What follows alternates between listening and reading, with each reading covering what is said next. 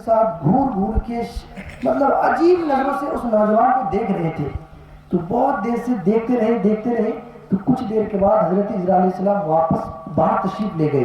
तो वो जो नौजवान पास में बैठा हुआ था वो कहने लगे कि अल्लाह के नबी, ऐ सुलेमान अलैहिस्सलाम, क्या माजरा है? ये कौन शख्स है जो आके मुझे घूर घूर के देख रहे थे?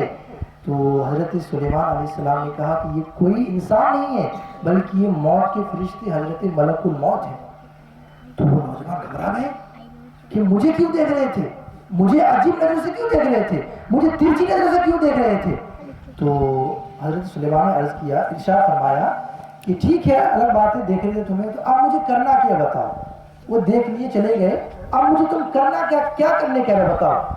तो वो नौजवान कहने लगा, अल्लाह के नबी, मुझे बहुत डर लग रहा है, मुझे बहुत डर लग रहा है, मुझे बहुत तिरछी नजर से देख रहे हैं, मैं डर रहा हूँ। ये काम कीजिए, मुझे आप थे बैतुल मुक़द्दस में, तो मुझे काम कीजिए, मुझे आप हिंदुस्तान भेज दीजिए, इंडिया भेज दीजिए।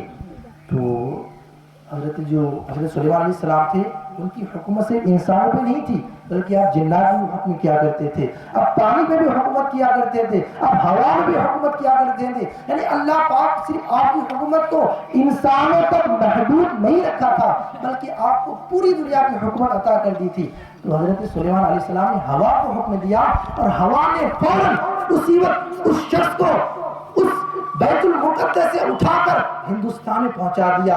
जैसे ही वो शख्स अभी हवा उसको हिंदुस्तान में रखा ही था, उसी वक्त हजरत मलकुल मौत उसके पास आते हैं और उसी वक्त उसकी रूह कब्ज कर लेते हैं। अल्लाह अकबर। फिर जब हजरत मलकुल मौत दोबारा हजरत सुलेमान अलैहिस्सलाम के पास जाते हैं, हजरत सुलेमान अलैहिस्सलाम ने पूछा, ऐ इज़राइल, ऐ मौत के फरिश्ते, क्या माजरा है? उस दिन तुम मेरे पास आए थे, मेरे पास वो शख्स बैठा हुआ था, तुम बहुत अलग नजरों से देख रहे थे, बहुत घूर घूर कर देख रहे थे, माजरा क्या है, क्यों देख रहे थे?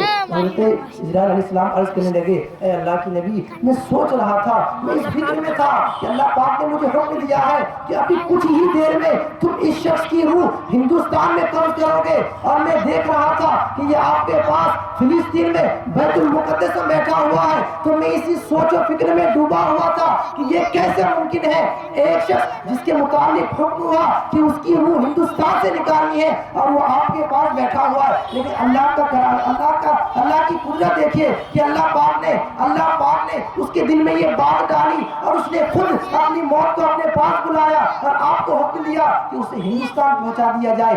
जो ही वो हिंदुस्तान पहुंचा, मैं वहीं जाकर उसकी रूह कब्ज कर ली। अल्लाह अकबर। याद रख, हर आन आखिर मौत है, मान या मत मान, आखिर मौत है। बारहा इल्मी तुझे समझा गए, बारहा इल्मी तुझे समझा गए, मान या मत मान, आखिर मौत है। मौत से किसको रुस्तगारी है, मौत से किसको रुस्तगारी है?